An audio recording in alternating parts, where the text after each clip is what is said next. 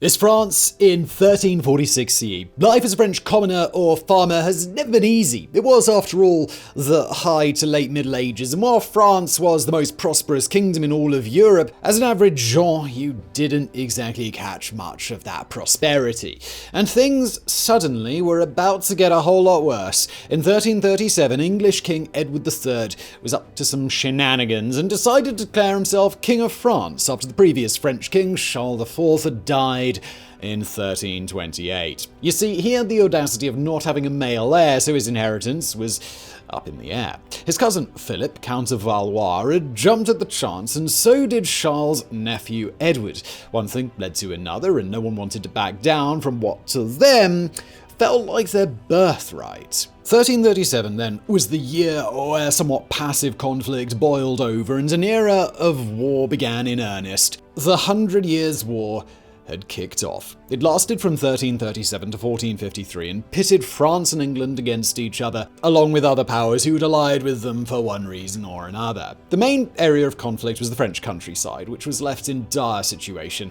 Estimates speak of 3.3 million deaths, partially because of the fighting itself, but also due to cruelty against the populace and other things like that. But it wasn't just brutality. The 100 Years' War was a complex construct of war, politics, peace treaties, civil unrest, ascension crisis, you name it. Out of this war, 4 isolated battles stand out as being particularly noteworthy: Crecy, Poitiers, Agincourt, and Castillon. Today on Warographics, we're going to bring you the story of the Battle of Crecy, England's first major curb-stomp battle against its traditional enemy. We can bring you the others if you want them in future Warographics videos. Please do let me know in the comments below.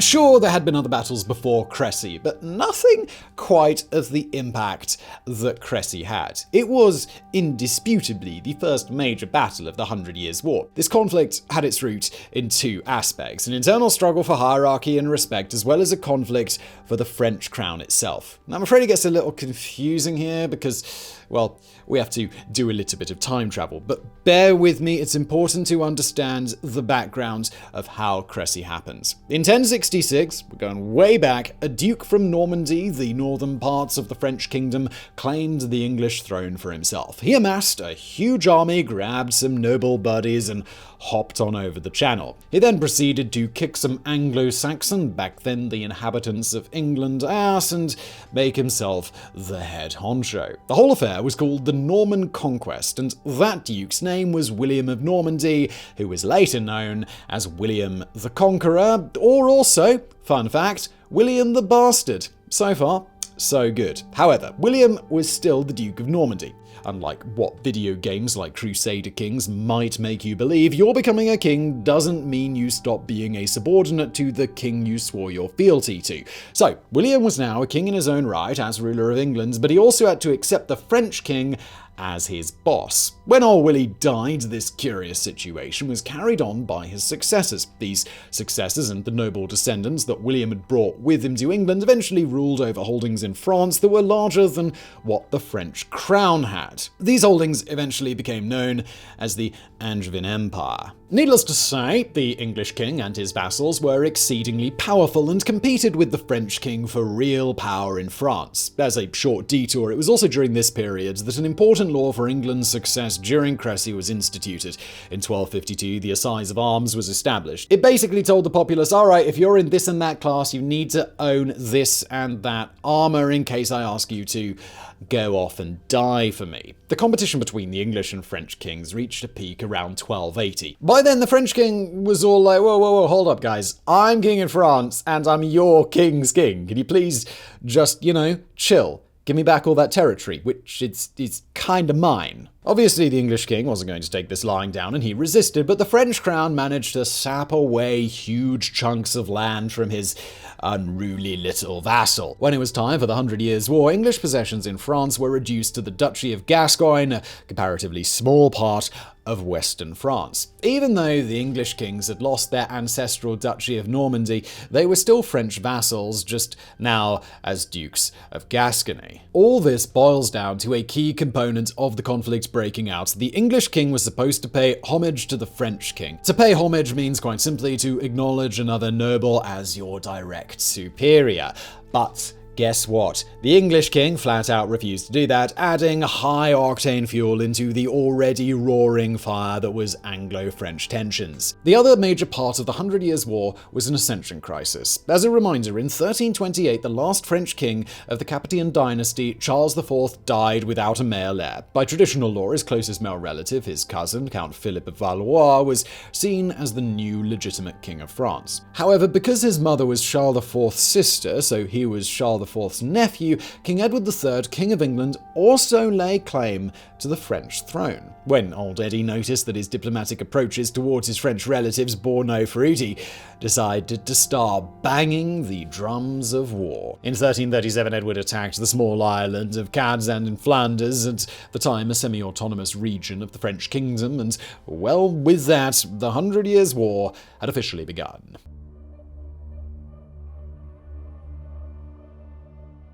With the background established, let's jump ahead to 1346. The war had been going on for 9 years already, and Edward III and his Flemish, from Flanders, now in Holland, allies were getting ready for a large-scale attack on the north of the French kingdom. As a quick note, all events we discuss in this video take place in northern France, and when we say northern France, we mean the tip of Normandy from Cherbourg to the peak of the county of Artois with Calais. From July the 12th onwards, northern France was ravaged by the English troops who'd headed over the Channel from Portsmouth and landed in St. Vaast-le-Hogue. The first high point in this invasion took place on the 26th of July, when the English captured the traditional Norman centre of Caen. They then pressed everything out of the city, much like someone would squeeze everything out of an orange for some juice. Edward's troops also managed to take some prisoners, amongst which was the Constable of France at the time, Raoul of Eu. The Constable of France was, de facto, the number 2 to the king in all terms military, so his capture by the enemy was,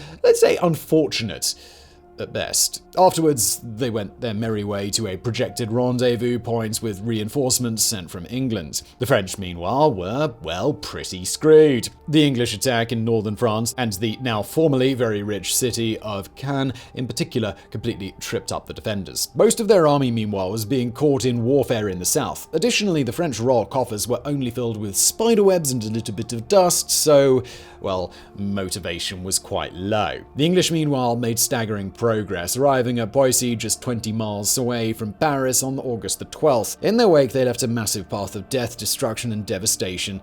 That bloody path nearly even reached the capital itself. King Philip VII of France's remaining troops gave chase until they reached Paris and encamped there, getting some respite. With morale rebuilt, Philip sent a formal challenge to Edward III, kind of like a save the date for an orderly knightly battle on August the 16th. Edward responded with, "Sure, I'll be there," but he then proceeded to not show up. How rude. Eddie then proceeded to light up Poissy like a Christmas tree. Literally, he burns bridges and he moved northeast. After realizing Edward tricked him, Philip made haste, moved parallel to Edward's troops, and finally nestled in at Amiens, a city by the River Somme. On their way, they made use of scorched earth tactics to ruin English foraging attempts, starving out their enemies. Philip also tried to block off every ford and bridge across the length of the River Somme and the Channel. The blockade trapped the English, who now had to fear a fight against the French, who'd nested in defensive positions. The two forces constantly were very close to one another, which offered little opportunity for some proper rest. At one time, the English had set up their camp at a show in Normandy, while the French army was merely 6 miles away, camped at Abbeville. During the night from August the 24th to the 25th, 1346, the English marched out to capture a ford named Blanchetaque, defended by around 3,500 French. These men, however, were no proper match for the mounted men-at-arms that charged them, and they fell like flies to these fearsome longbow archers. The following hours and days showed signs of arrogance and a lack of foresight that would come to kick the French's butt several times during the war. Bit of foreshadowing going on there. After Edward III crossed the Somme, he had managed to shake off the main part of the French army, who'd merely captured a few soldiers and some wagons. However, they didn't think that Eddie would evade being surrounded, and so once they broke free, Edward was free to forage and resupply in the area beyond the Somme. However, Edward III received news that his Flemish allies dropped out, which meant that he wouldn't receive any reinforcements. However, Edward was all like, Screw them. We got this, right, boys? Making the best of this, shaking off the French pursuers, Edward set up a defensive position at Crecy-en-Ponceau, or just Crecy for short. Here, the English waited while the French enemies steadily approached.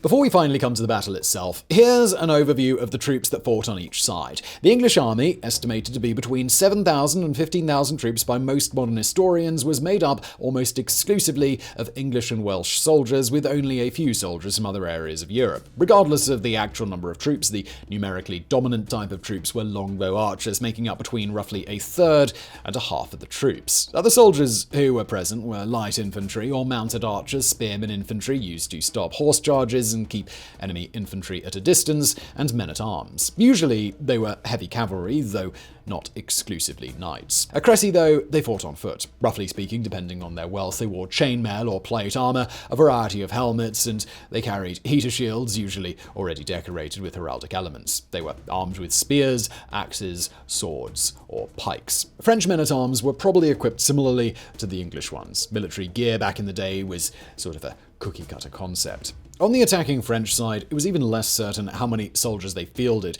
Contemporary estimates range from between 72,000 to 120,000. Most modern historians think that number to be exaggerated, though. Dr. Clifford J. Rogers of the U.S. Military Academy at West Point simply puts the number of French troops at twice or thrice that of the English soldiers. Most modern estimates think of around 8,000 men-at-arms on horseback, 2,000 to 600 mercenary crossbowmen, and a huge host of common infantry who by themselves outnumbered the entirety of the English. And speaking of crossbowmen, since Philip VI had taken the reins of France, crossbowmen had become increasingly popular, usually as mercenaries. A crossbow of that era could eject a bolt with an effective range of about 200 meters, which made their effective range less than that of the English longbows. However, their handling was much easier, which meant that less time was required to practice, so this meant that more people could be recruited. At the time, up to 3 crossbowmen hid behind so-called pavises, massive wooden shields that were erected in front of these soldiers to protect them from oncoming damage.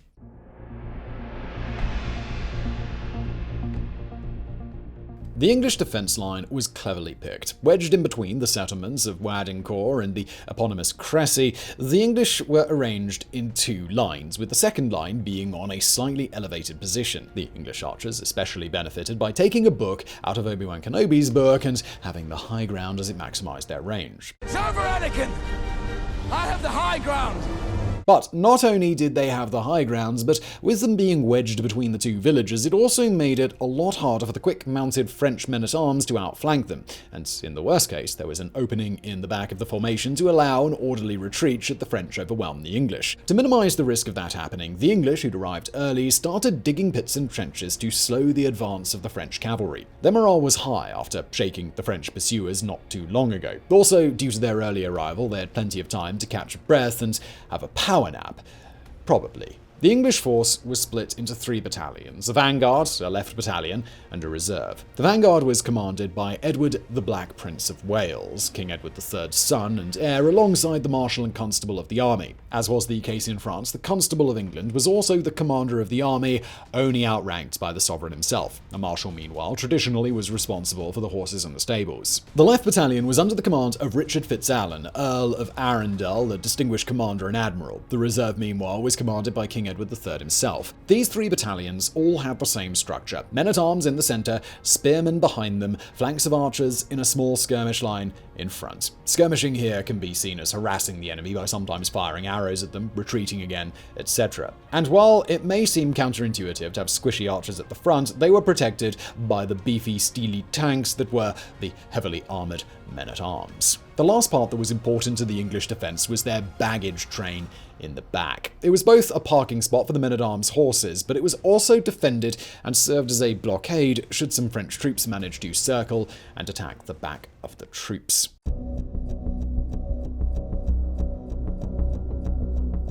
So let's switch away from the English defence to the French offense. After the Battle of Blanchetaque, the French were in full pursuit of the English, and around noon on the 26th of August, 1346, they found them. The French army was split up into 4 sections: vanguard, 2 battalions, and a rear guard. The vanguard was made up almost entirely of hired crossbowmen and was followed by men-at-arms, which were led by Charles of Alencon, King Philip VI's brother, and Philip's BFF, King John of Bohemia, who, by the way, was blind. Following them was a contingent led by Duke Rudolph of Lorraine and Count Louis of Blois, both nobles loyal to Philip VI. Phil himself was in charge of the rearguard. Now, things seemed to go pretty orderly at first, but then news broke out that the English decided to put up a fight, and, well, how dare they do that? Because their constable, the army second-in-command, had been captured at Cannes, discipline was lost amongst the French. What this meant was that the French, mostly mounted men-at-arms, started to surge toward the tip of the convoy, eager to spill some blood. However, they soon realized that maybe, just maybe, they should wait for backup, and eventually the infantry and crossbowmen managed to catch up. The next logical steps would have been to A. wait until everyone was there for good, B. figure out a strategy, and C. give some rest and respite to the exhausted troops after a 12.5-mile march. Well, let's just say that not one of the next French steps was logical. They didn't wait for the Count of Savoy, who was on his way with some support, to arrive. They didn't properly settle on a strategy because they were full of themselves due to having superior numbers, and ergo they figured out that a Zerg rush would work. And finally, and most stupid of all, they decided to attack the very same day. It's still unclear just why the attack started on the 26th of August, but it did. Philip was likely against the attack, but his knights decided to take matters into their own hands and start the battle without him. I like to think of King Phil going from, "Hey, you lot listen to my commands, alright?" to pretty much, screw it. The first somewhat logical thing that happened after the French attack had begun was that they revealed the Oriflamme. This battle banner was of huge importance to France and had been used the first time in 1124 and originated in the monastery of St. Denis, the traditional burial site of the French kings. Flying it indicated no prisoners would be taken. And keep this in mind because it's important for what follows next. Oh, and by the way, did I mention yet that it positively pissed it down for the whole day? Heavy rains had been pouring down since the day before that. This was bad news for the French, or actually, they were Italian, but they were hired by the French, if we're precise, crossbowmen. While they didn't need to de-string their weapons, as the English had, so their bowstrings wouldn't become wet noodles, the rain also made the ground very muddy and soft. But if you're a crossbowman, you need hard ground to properly ram the top of your weapon into in order to reload it. And if that wasn't bad enough, their protective oversized shields were also still far, far away back in the carriage wagons, along with the rest of their ammo. But now the Italian crossbowmen's bad luck had run out and they had an epic archery battle with the fearsome English archers. Right? Well, no. While the crossbowmen did get some volleys in, the by now restrung longbows outranged the crossbows by a fair margin and their rate of fire was significantly higher. Plus, they couldn't even reload their weapons. It was probably at this point that the hired Italians decided to retreat. Now remember the Oriflamme, the take no prisoners flag thing? When the Italians turned around, they found themselves face to face with Count Alencon's division, and instead of being welcomed back into the French ranks, their bought allies saw them as cowards and/or traitors and proceeded to kill as many of them as possible. It's reported that King Philip VI said, "Kill me those scoundrels, for they stop up our road without any reason," upon seeing the crossbowmen flee. All the while, the English longbowmen used their superior range and continued to hail arrows into the French masses. It was a really bad day to be a crossbowman.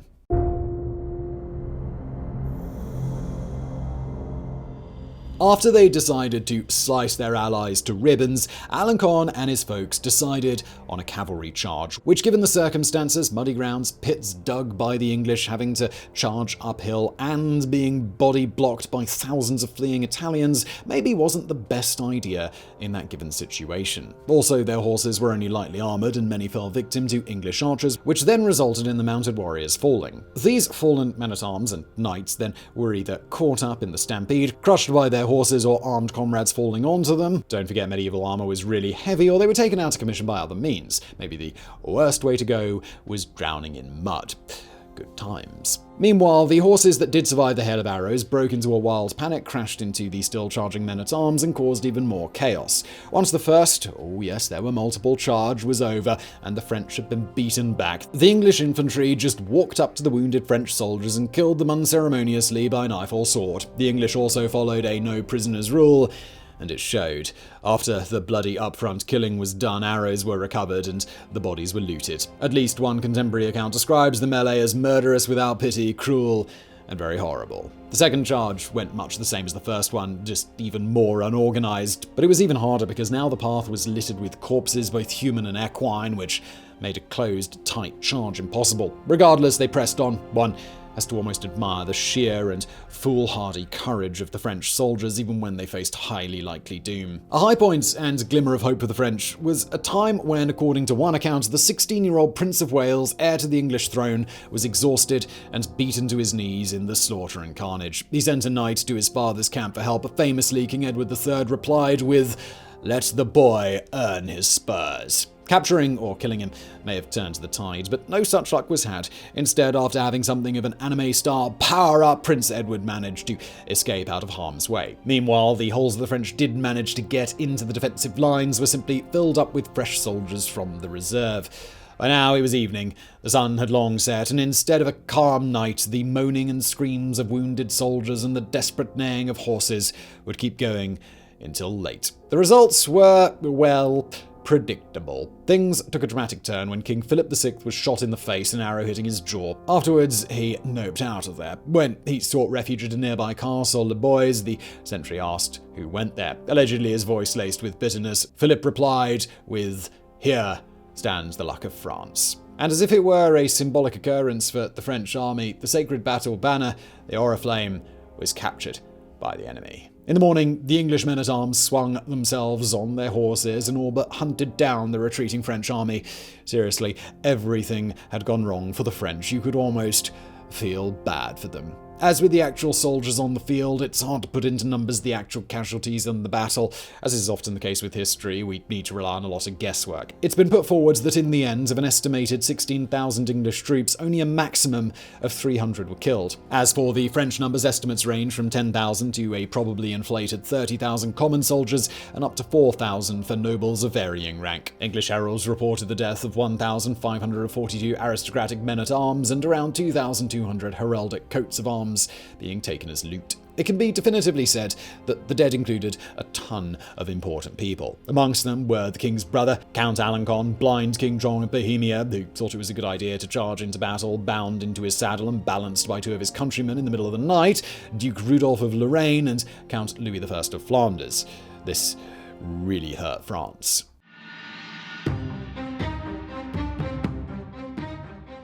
About as bad as the crippling defeat itself were the direct and indirect consequences. Firstly, the English now had little to no resistance to march on Calais. The town at the very northern pike of the French landscape was a very important trading post back then, and it still is to this day. Following their victory at Crecy, Edward and his guys waltzed up to the city and started their siege on the 4th of September 1346. It took 11 long months until August the 3rd, 1347, when the English finally managed to break the gates open and become lords of this important and very rich city. Now 11 months is a long time, but in all of that time the French army just couldn't break the siege or relieve the city of being starved out to the point of surrender. Crecy was still fresh in the collective French kingdom's mind. Calais would, after being taken in 1347, remain with the English and later the British Crown until 1558, when it was lost for good, along with all British possessions on continental Europe. Crecy also showed the sheer dominance and power of English longbows and their archers. The men trained in their use became sought-after mercenaries in all of Europe, even though the world was slowly entering the age of gunpowder.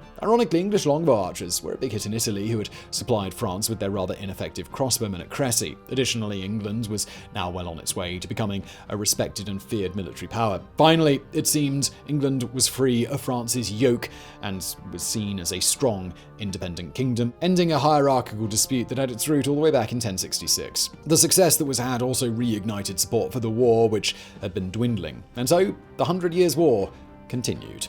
Also, a tradition was made. The Black Prince Edward, who also was the Prince of Wales, adopted blind King John's motto and badge out of respect for the brave old man. The badge, with the 3 white feathers in a crown, was decorated with the motto Ich dien, or I serve. If it sounds familiar, that's been the badge and motto of every Prince of Wales to this day. So, remotely, Crecy is still relevant to our modern world. So I really hope you enjoyed this video. Why not check out one of our other videos, which is a huge victory for the French by Napoleon. It's called the Battle of Austerlitz, and I'm going to link to it on the screen now. And thank you for watching.